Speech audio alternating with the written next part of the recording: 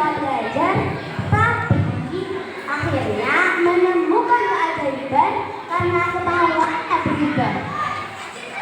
Dongeng Si Joko dan Sumur Ajaib di Alas Sungguh.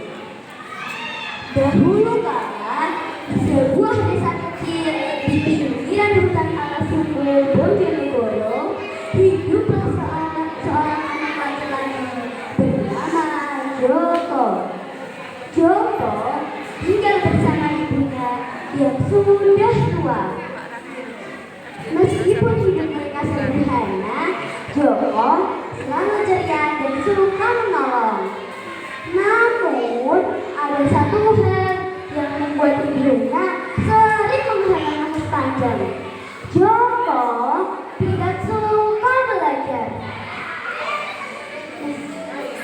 Ketika disuruh belajar membaca atau berhitung, Joko malah kabur main sungai atau memanjat pohon.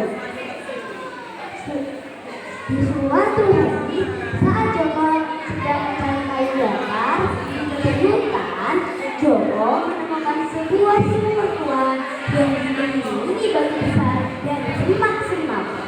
Anehnya, sumur itu memancarkan cahaya lembut keemasan. Rasa ingin tahu membuat Joko mendekat.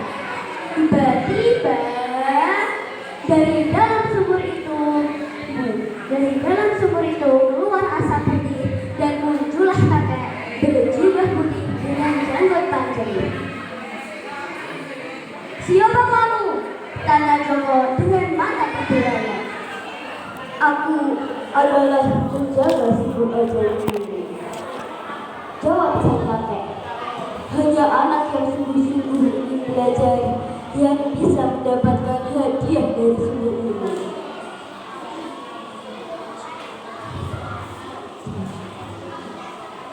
Sang kakek pun menjawab. Joko menggaruk kepala.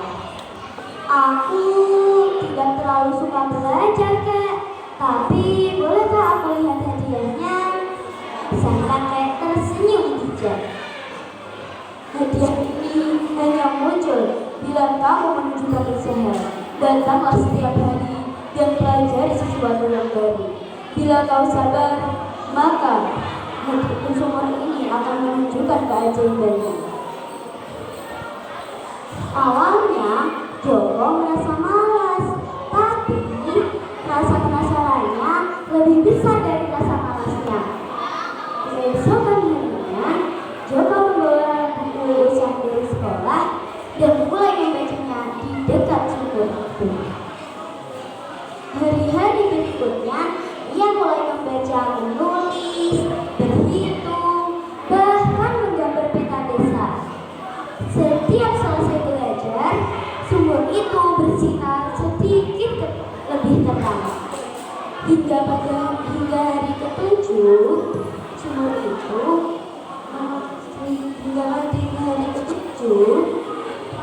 Joko setelah selesai membaca buku tentang tanaman obat, sumur itu mengeluarkan cahaya berbahaya dan sekantong benih emas. Benih ini adalah tumbuhan ajaib. Dan benih ini adalah tumbuhan ajaib yang bisa mengobati segala penyakit.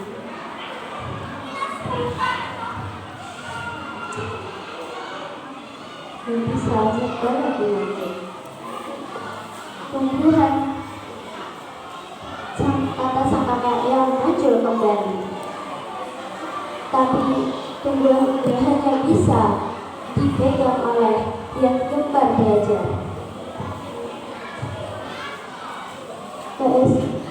Joni pun membawa benih itu pulang dan menanamnya di belakang rumah.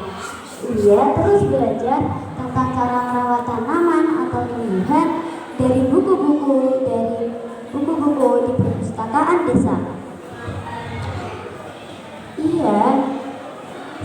Tak lama kemudian tumbuhan itu tumbuh menjadi tanaman yang bisa tanaman berdaun emas, dan ibunya sangat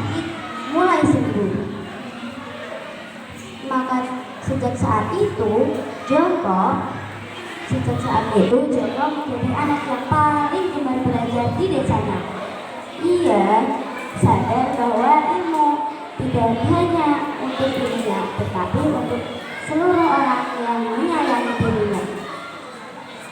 Teman-teman, ilmu itu ibarat benih ajaib, semakin dirawat, semakin tumbuh besar dan bermanfaat untuk semua orang. Wassalamualaikum